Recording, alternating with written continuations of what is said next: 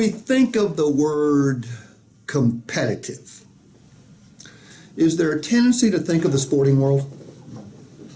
Okay. How competitive is professional baseball? Very. Extremely. Let's just take the top college programs in the country. Maybe there's 50 of them. You could say, well, what was 100 and some odd Division One? Okay, of those, all the players that play Division One baseball, what percentage of them make it to the bigs? It's minuscule, right? So it's highly competitive. NFL competitive, NBA competitive, yeah, NHL competitive, MLS competitive. Yet, professional golf competitive, professional tennis competitive. I mean, only the cream of the crop ever sniff the big time. Yeah, let's go back to baseball. A number of years ago, the Atlanta Braves signed a guy by the name of Dan Uggla. Second baseman, had hurt the Braves for years playing with the Marlins. They paid him $12 million a year. When he got to Atlanta, not only did he not hit home runs, he batted under 200 for 2 years. How much did he make? Millions. He's making $12 million a year. He signed to play for $12 million. It had nothing to do how he performed on the field. The Atlanta Falcons drafted Vic Beasley. Paid him $8 or $10 million a year. I think he had one good year where he had 6 sacks in one game, and the rest of the time he sucked. How much did he make? $10 or $12 million a year. He sucked. There's all sorts of basketball players out there getting paid who don't even play anymore because they sucked. But they did something in order to get the contract. Golfers are a little bit different. They don't get paid to play. They get paid to win. If a golfer goes out, this past week there was a tournament, the Sanderson Farms Open, and 128 players started, 57 finished. The players that didn't play on the weekend, what'd they make? Nothing.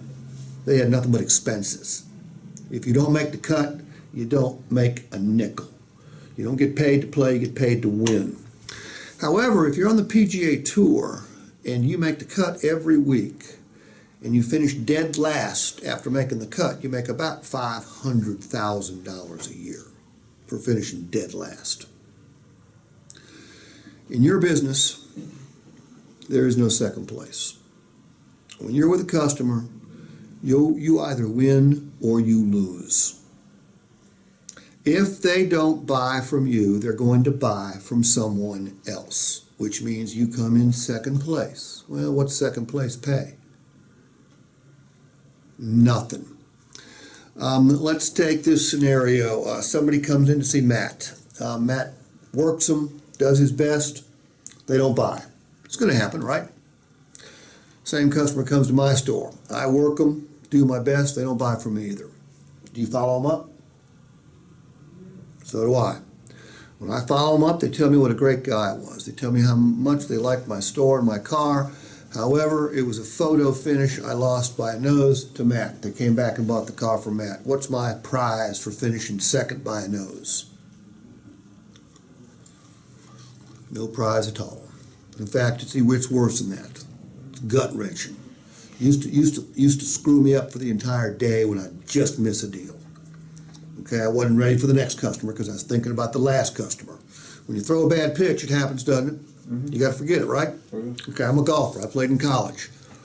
I learned very quickly that when I hit a bad shot, if I didn't forget it, there was going to be a whole slew of bad shots coming. Sales are the same way. However, my point is this. If there is no second place, how important is practice? It's real important. I'm glad you're being coached up once a week for an hour. That's better than 90% of the stores out there. I was talking to Rhett this morning.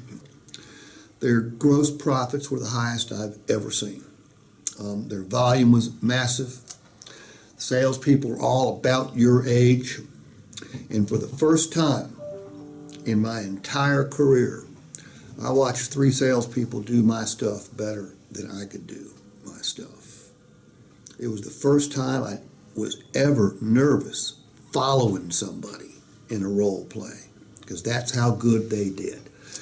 And after I got over the ego problem I had, I recognized that this is the way it's supposed to be. And it turns out that they practice between 20 and 25 or 30 minutes every single day. They role play with each other. They take my videos, they study them, they script them out, they internalize it and bring it out their own way. What I'm going to teach you today, I don't want you to be me. I mean, you ought to jump all, you'll jump all over the words, but in fact, I used to, this is an analogy I use. I was in a training session one day, and there was this little kid goes, I like to use my own words. I said, well, I appreciate that. I said, how many cars a month you sell? He goes, about 7 or 8. I said, okay. Your words suck. I said, who's your favorite movie star? He went, Denzel Washington. I said, he's my favorite movie star too. I said, you know what he makes? Guy goes, I don't know. I said, he makes about $20 million a movie. Okay? He goes, wow. His own?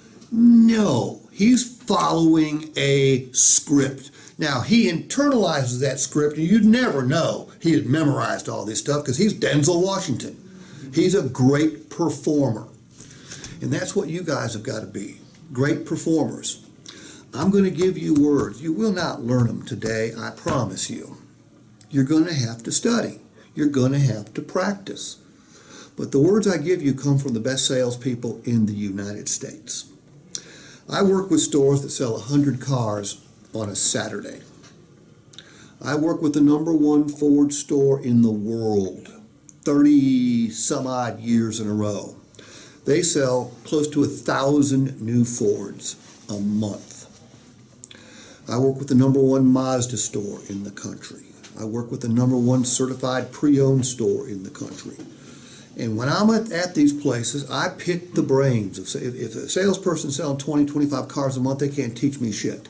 They're selling 30, 35, 40, 45, 50, 55, 60. I'm going to buy them lunch, dinner, drinks, whatever. I'm going to pick their brains because they're doing stuff I could never do.